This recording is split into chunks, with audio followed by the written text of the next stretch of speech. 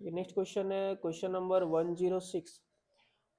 Policy और procedure के बीच में अंतर क्या होता है? देखो, पॉलिसी का मतलब अभी हम लोग पढ़े कि जो ऑर्गेनाइजेशन का जनरल रिस्पॉन्स होता है टुवर्ड अ पार्टिकुलर प्रॉब्लम, उसको हम लोग क्या कहते हैं? पॉलिसी। फॉर एग्जांपल में क्या था? No credit sales. लेकिन अगर बात करें प्रोसीजर का, इसके बारे में भी ऑलरेडी पढ़ चुके हैं। प्रोसीजर का मतलब क्या होता है? Required steps established in advance to handle the future condition. Future के कंडीशन को हैंडल करने के लिए जो स्टेप्स हम लोग पहले से बना के रखते हैं, उसको क्या कहते हैं? प्रोसीजर। फॉर एग्जांपल, स्कूल में एडमिशन का जो प्रोसीजर होता है वो, ठीक है। What is human resource management? HRM, ठीक है। तो ह्यूमन रिसोर्स मैनेजमेंट का मतलब होता है, ये बिजनेस में एक डिपार्टमेंट भी होता है HRM का।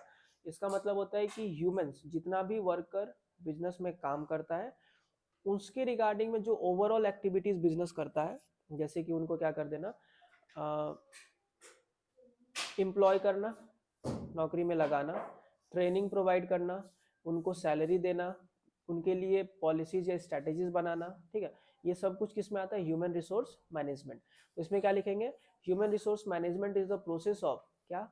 Employing the people. पहले क्या करना? उनको एम्प्लॉय करना। एम्प्लॉय करने के बाद क्या करेंगे? Training them.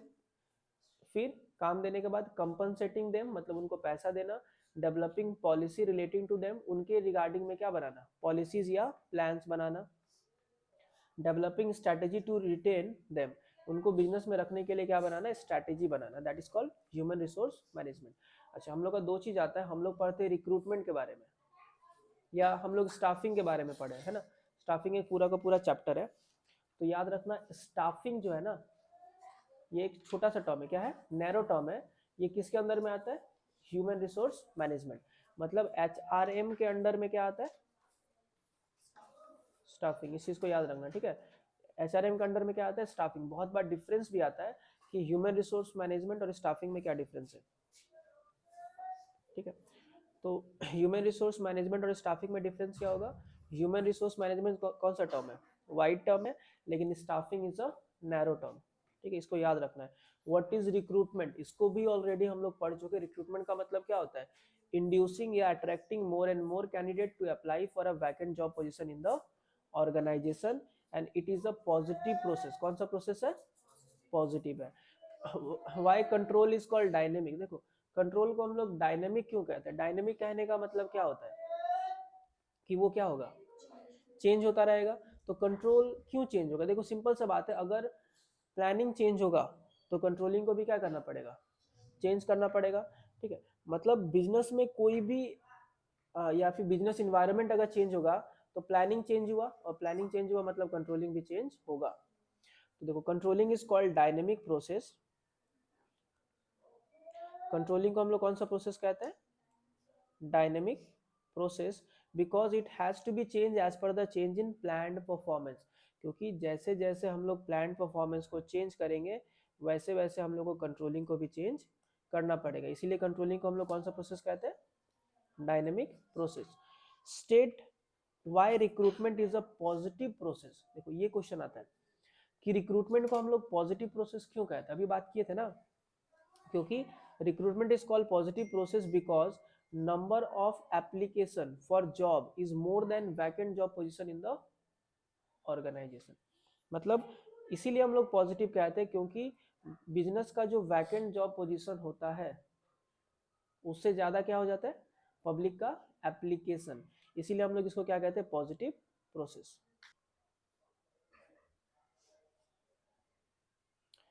देखो, नेक्स्ट है state by recruitment is called the positive process. ये खत्म हो गया।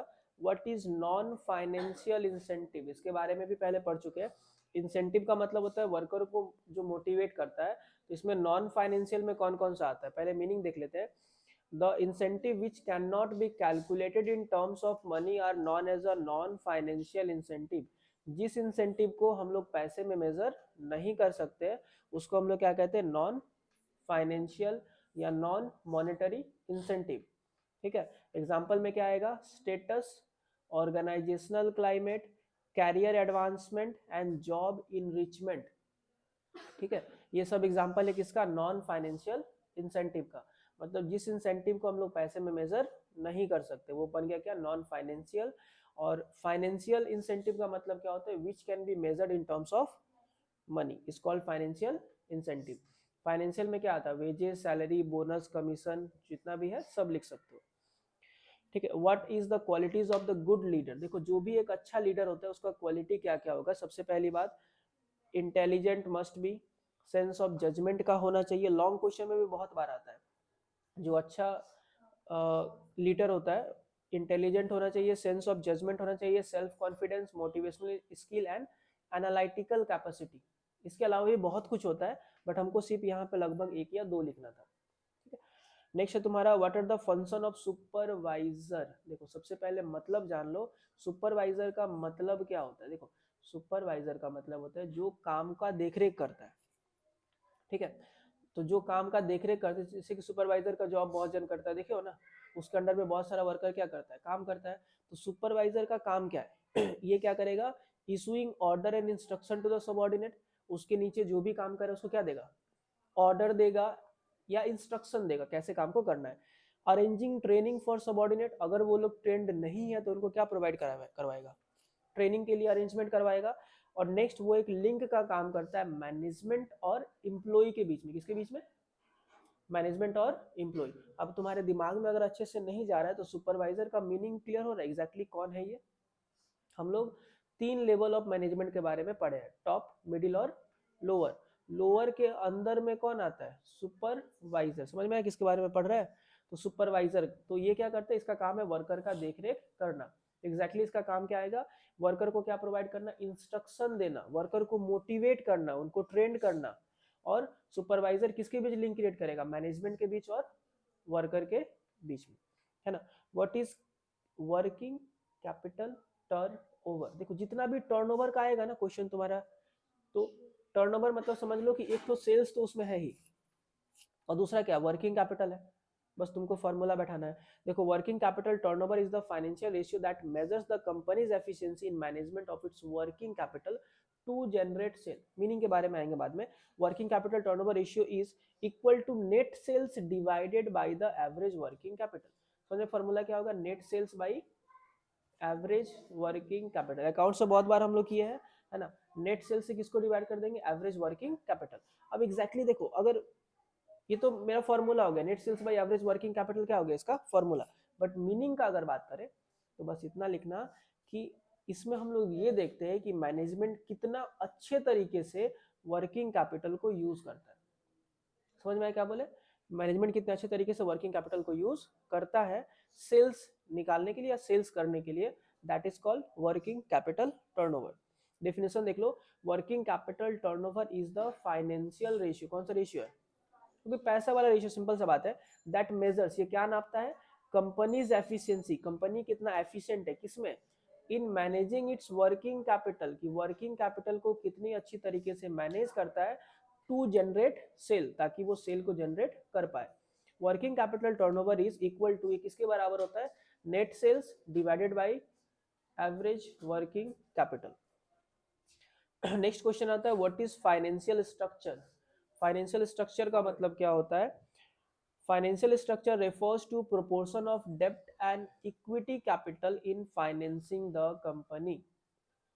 मतलब क्या होता है, फाइनेंशियल स्ट्रक्चर का मतलब होता है कि कंपनी का जो टोटल कैपिटल है, समझ में आया किसका बात करें, कंपनी का बैलेंस शीट का लायबिलिटी वाले साइड में चले जाओ, उसका जो कैपिटल होता है, तो उसमें जब हम लोग ये देखते हैं कितना ओनर का है और कितना बोरोवर का, जो डेब्ट इक्विटी रेशियो किया है ना, तो उसी रेशियो को हम लोग कौन सा, उसी रेशियो को या उसी स्ट्रक्चर को हम लोग कौन सा स्ट्रक्चर कहते हैं, फाइनेंशियल स्ट्रक्चर।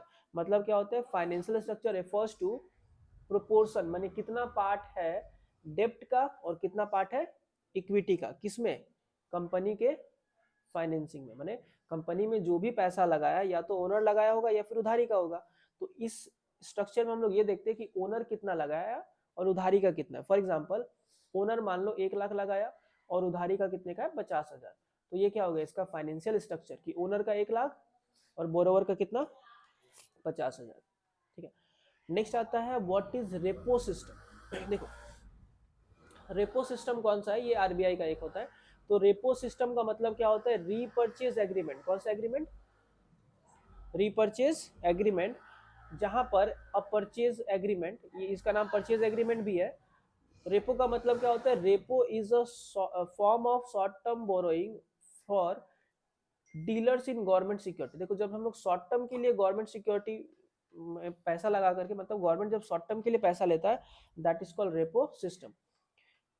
या ये याद कर सकते हो, ये वाला याद करना, in a repo a dealer sells government security to the investor usually on an overnight basis and buy them back the following day at the slightly higher price. Repo system में जो गवर्नमेंट का dealer होता है वो कोई भी security को, मैंने कॉल मनी में ही आएगा, कोई भी सिक्योरिटी को एक प्राइस में पब्लिक को बेच दिया, और ओवरनाइट मैंने एक दिन, दो दिन, 8 दिन, 10 दिन, 12 दिन के बाद क्या करता है, उसी सिक्योरिटी को फिर से बाई कर लेगा एट अ हायर प्राइस। मैंने तुमको दिए तो 10 रुपया, और तुमसे जब लिए तो 12 ले लिए, तो तुम्हारा भी प्रॉफिट हो गया और मेरा भी काम हो गया।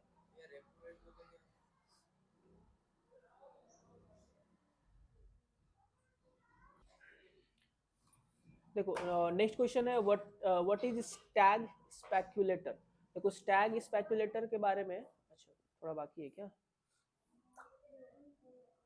अच्छा, what is clearing pool account. अब ये क्लियरिंग पूल अकाउंट होता क्या है, जैसे देखो हम लोग होता है ना कि हम अगर किसी और एटीएम से पैसा निकालें, तुम्हारा सेंट्रल बैंक में का अकाउंट है, तुम स्टेट बैंक के एटीएम से पैसा निकालते हो, तो तुमको तो पैसा मिल गया, लेकिन बाद में सेंट्रल बैंक किसको पैसा देगा? स्टेट बैंक को। तुम्हारा अकाउंट है सेंट्रल बैंक पे, तो तुम्हारा पैसा कहाँ से निकलेगा? अब तुम जाकर के एसबीआई के एटीएम से पैसा निकाल लिया, इसका मतलब क्या हुआ? अब सेंट्रल बैंक वाला पैसा किसको दे देगा? नहीं समझा? ठीक है, तो वैसे गवर्नमेंट का बैंक्स वगैरह का एक क्लियरिंग हाउस होता है, एसबीआई में है एक, ठीक है। तो वैसे क्लियरिंग पूल अकाउंट होता है, जैसे कि हम सिक्योरिटीज अगर तुमको बेच दिए, हम कोई शेयर तुमको बेच दिए, तो तुम पैसा देगी तभी ना तुमको मिलेगा। तो बीच में एक ब्रोकर रह गया, ठीक है। तो हम अगर तुमको सिक्योरिटीज बेचते हैं, ए अगर बी को सिक्योरिटी बेचता है, तो बीच में जो स्टॉक मार्केट है वो क्या करता है, ए से सिक्योरिटी लेकर के क्लियरिंग पूल अकाउंट में रखेगा, और बी से जब पैसा लेकर के किसको दे देगा? ए को। उसके बाद ये सिक्योरिटी किसको ट्रांसफर कर देगा? बी को। तो जब तक वो सेटल ना हो जाए तब तक सिक्योरिटी जिस अकाउंट में रहता है उस अकाउंट को हम लोग कौन सा अकाउंट कहते हैं? Clearing pool account. देखो नाम में डिफरेंस है, क्लियरिंग पूल मैंने सिक्योरिटी जब तक क्लियर नहीं होगा तब तक उस अकाउंट में रहेगा। तो clearing pool account is a type of account held by the registered member of the stock exchange. Stock exchange का जो रजिस्टर्ड मेंबर होगा उसके पास ये होता है। इसका काम क्या है?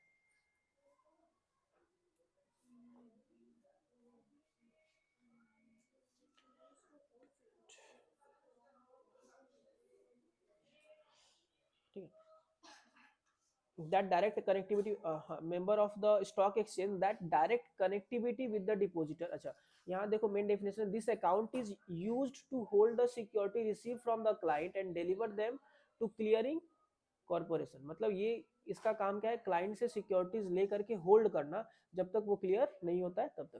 देखो फिर हम लोग स्टैग स्पेक्युलेटर का बात करेंगे। देखो स्टॉक मार्केट का ही ये स्पेक्युलेटर है या पार्टिसिपेंट होता है। स्टैग किसको कहते हैं? जैसे कि बुल के बारे में पढ़े हम लोग, बियर के बारे में पढ़े, वैसे होता है एक स्टैग, ठीक है। स्टैग का काम क्या होता है? स्टैग का काम है who applies for the share issued by the new company on the basis of their prospectus and sell the shares at the premium soon when the allotment is made. देखो ये अभी भी होता है, ये अभी भी होता है। एग्जैक्टली क्या होता है? अगर एक कंपनी आईपीओ ऑफर करता है, क्या ऑफर करता है? इनिशियल पब्लिक ऑफरिंग इसको हम लोग कहते हैं। तो हमको शेयर प्राइस के बारे में कोई भी आइडिया नहीं है, ठीक है। तो सपोज करो एक कंपनी बोला कि हम 90 में शेयर को बेचेंगे, ठीक। तो हम क्या किए, बहुत सारा शेयर खरीद लिए, क्योंकि हमको पता है कि जब वो स्टॉक एक्सचेंज में लिस्ट होगा ना तो उसका प्राइस 100 हो जाएगा। तो हम ये देख करके कि फ्यूचर में प्राइस उसका फट से बढ़ जाएगा, हम फर्स्ट टाइम शेयर को खरीद लिए, और जब उसका लिस्टिंग हायर में हो गया तो हम उस शेयर को क्या कर देंगे, जब प्रीमियम मिल गया हमको एक्स्ट्रा, माने आज हम 90 में खरीदे, जब स्टॉक एक्सचेंज में शेयर को लिस्ट किया गया तो उसका वैल्यू हो गया 100 का। तो बस जब 100 हुआ वैल्यू तो हम उसको क्या कर दिया, मार्केट में ले जा करके सेल कर दिया। इसको हम लोग क्या कहते हैं? स्टैग स्पेक्युलेटर। कौन सा? स्टैग स्पेक्युलेटर। देखो what is zero risk bill. देखो ये पढ़ाने का जरूरत नहीं, जीरो रिस्क बिल का मतलब ही कौन सा होता है? Treasury bill. कौन सा बिल? तो ये जरूरत है नहीं, बोल्ट हमको मिला नहीं। What is IPO system. कौन सा सिस्टम? इसको हम लोग कहते हैं इनिशियल पब्लिक ऑफरिंग, जो अभी हम बताए तुम लोग को, ठीक है। आईपीओ क्या कहते हैं, इनिशियल पब्लिक ऑफरिंग। तो द आईपीओ या the EIPO system is an online platform that facilitate the selling of securities to electronic selling the securities to public in the primary market. मतलब जब इलेक्ट्रॉनिक मोड में EIPO है ना, तो जब electronic mode में primary market में share को बेचा जाता है उसको हम लोग क्या कहते हैं, EIPO। क्या कहते हैं, इलेक्ट्रॉनिक IPO। देखो IPO का यूज कब कौन सा मार्केट में होगा, प्राइमरी की सेकेंडरी, प्राइमरी। तो EIPO का मतलब होता है कि जब कंपनी क्या करता है, ये एक ऑनलाइन प्लेटफॉर्म है that facilitate the selling of the security to the public in the primary market. EIPO के जरिए कंपनी क्या करता है, प्राइमरी मार्केट में अपने सिक्योरिटी को क्या करेगा, सेल करता है। व्हाट इज तेजी वाला, देखो बताने की जरूरत है, समझ में आया कौन सा, बुल के बारे में बोला गया, तो ये ऑलरेडी हम बता चुके हैं। डेजी वाला नहीं होगा, ये तेजी वाला कर लोगे तुम लोग, है ना। तेजी वाला speculator by the security with expectation of rise in their price in the near future. समझ में आ गया। What is the difference between advertisement और लीडरशिप के बीच में अंतर क्या होता है, देखो एडवर्टाइजमेंट का एरिया स्कोप क्या होगा, वाइड होगा एज कंपेयर टू क्या, सेल्समैनशिप। ठीक है।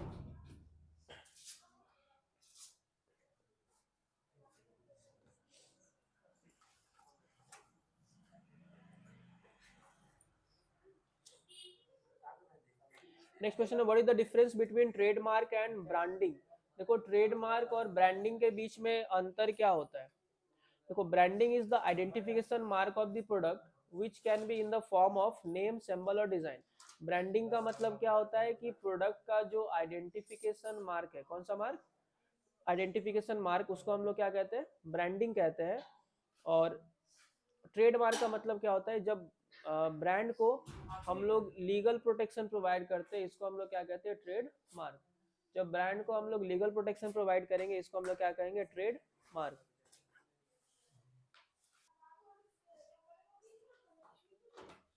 हाँ। नेक्स्ट क्वेश्चन है, व्हाट इज मार्केट रिसर्च। देखो इसके बारे में तुम लोग मार्केटिंग मैनेजमेंट वाले चैप्टर में पढ़े होंगे कि मार्केटिंग का जो सबसे पहला फंक्शन था उसमें लिखा गया मार्केट रिसर्च। मार्केट रिसर्च का मतलब होता है कि ये फाइंड आउट करना कि कस्टमर का नीड क्या है, क्योंकि प्रोडक्ट बनाएंगे तो कस्टमर के नीड के हिसाब से बनाएंगे, तो उसके लिए हमको क्या करना पड़ता है, मार्केट रिसर्च। तो market research is a function that helps the marketer to identify the needs of the customer regarding the product. समझ में आया क्या बोले। मार्केटिंग रिसर्च का काम ये होता है कि कस्टमर का क्या नीड है उसको क्या कर देना, फाइंड आउट करना, is called market research. State the feature of salesmanship. देखो सेल्समैनशिप का फीचर क्या है, मतलब सेल्समैनशिप समझ में आ रहा है, पर्सनल सेलिंग का बात किया गया, किसका, पर्सनल सेलिंग का। तो फीचर क्या होता है, यहाँ पे फेस टू फेस इंटरेक्शन होता है किसके बीच, बायर और सेलर। और ये कौन सा वे ऑफ कम्युनिकेशन है, टू वे ऑफ कम्युनिकेशन। कौन सा, पर्सनल सेलिंग में टू वे ऑफ कम्युनिकेशन होता है, लेकिन एडवर्टाइजमेंट में कितना वे होता है, एक। जैसे टीवी में अगर एडवर्टाइजमेंट आ रहा है तो वो जो बोलेगा वही सुनना पड़ेगा, तुम कुछ बोल सकते हो नहीं। एडवर्टाइजमेंट वन वे होता है, बट पर्सनल सेलिंग कितना वेज होता है, टू वेज होता है ना। डिफाइन मार्केटिंग, मार्केटिंग के का डेफिनेशन दो, ये भी बता चुके already. Marketing is a process जो कब स्टार्ट होता है, बिफोर प्रोडक्शन, सामान बनने से पहले, and ends after satisfying the needs of the customer. Customer के नीड को सेटिस्फाई करने के बाद ही ये क्या होता है, खत्म होता है। मार्केटिंग के अंदर में ही कौन सा पार्ट आता है, सेलिंग का। और बहुत ही इंपॉर्टेंट डेफिनेशन आता है मार्केटिंग का और सेलिंग का, याद रखना है इसको, है ना। अच्छा, दो डिपोजिटरी का नाम लिखो, इंडिया के अंदर में दो डिपोजिटरी कौन सा है। अब देखो डिपोजिटरी का मतलब कुछ नहीं होता है, इंडिया के अंदर जैसे बहुत सारा बैंक है ना, बैंक का काम क्या होता है, हम लोग के पैसे को रखना। वैसे ही डिपोजिटरी जो है इंडिया के अंदर में दो ही है, और इनका काम होता है कि हम लोग जो शेयर रखते हैं ना, वो रखने का काम कौन करता है, डिपोजिटरी। किसका काम है, शेयर। जैसे हम लोग अकाउंट खुलाएंगे तो SBI, central bank, Punjab bank वहां ना। और अगर स्टॉक मतलब डीमेट अकाउंट खुलवाएंगे तो कहाँ खुलवा सकते हैं, या तो NSDL या फिर CDSL। ठीक है, तो दो डिपोजिटरी का नाम क्या है, NSDL और CDSL। इसको अच्छे से इसलिए रटना क्योंकि बहुत बार इसका फुल फॉर्म भी आता है। ठीक है, NSDL का क्या नाम है, national security depository limited, national security depository limited. और CDSL का नाम क्या है, central depository service limited. Security S का मतलब सिक्योरिटी यहाँ मत लिख देना, है ना। सेंट्रल डिपोजिटरी सर्विस, सी है, सेंट्रल गवर्नमेंट समझ के कर लेना, सर्विस इंडिया लिमिटेड। क्लियर है, ये तुमको याद करना है। नेक्स्ट है, what is compound package.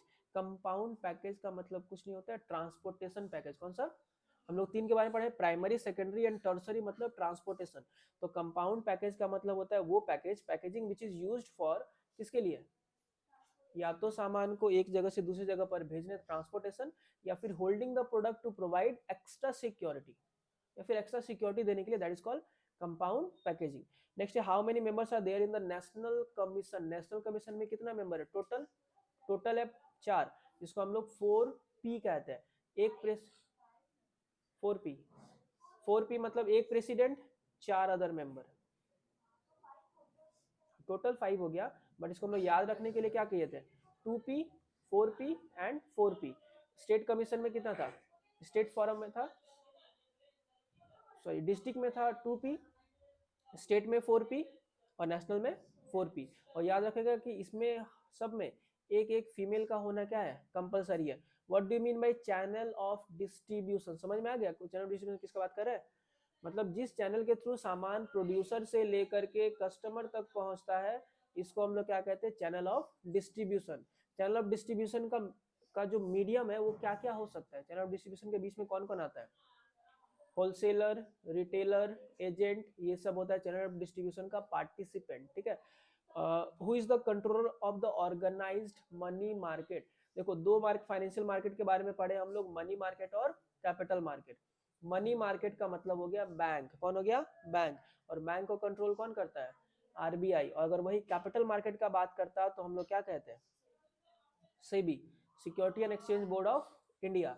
Insurance को कौन रेगुलेट करता है, IRDA, इंश्योरेंस कंपनी को IRDA, insurance regulatory and development authority of India, ठीक है। नेक्स्ट क्वेश्चन है व्हाट इज शॉपिंग प्रोडक्ट। कौन सा प्रोडक्ट का बात करें हम लोग, शॉपिंग। जैसे शॉपिंग जाते हैं ना कुछ शॉपिंग करने के लिए, तो कौन से प्रोडक्ट को शॉपिंग करने के लिए हम लोग जाते हैं,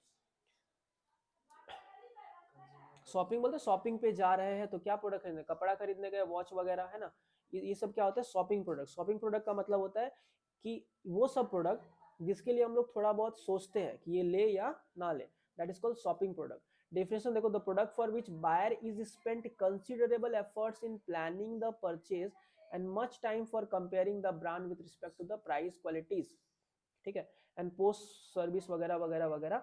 मतलब शॉपिंग प्रोडक्ट का मतलब क्या होता है कि वो सारा प्रोडक्ट जिसको खरीदने से पहले हम लोग पहले प्लान कर लेते हैं, और जब भी खरीदते हैं तो अलग अलग ब्रांड के बीच में क्या कर लेते हैं, कंपेयर करते हैं। अब कौन सा प्रोडक्ट होता है जिसमें ये सब काम हम लोग करते हैं, गारंटी वारंटी देखना, फर्नीचर खरीदना हो गया, कंप्यूटर खरीदना हो गया, कैमरा खरीदना हो गया, साइकिल खरीदना हो गया, अगर वॉच खरीदना है तब हो गया, सेलफोन खरीदना है तब होता है ना।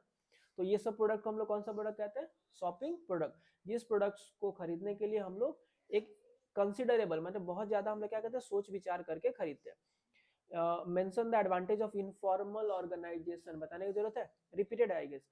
इनफॉर्मल का फायदा क्या होता है, फास्ट कम्युनिकेशन, सोशल नीड्स को क्या करेगा, ये पूरा करेगा।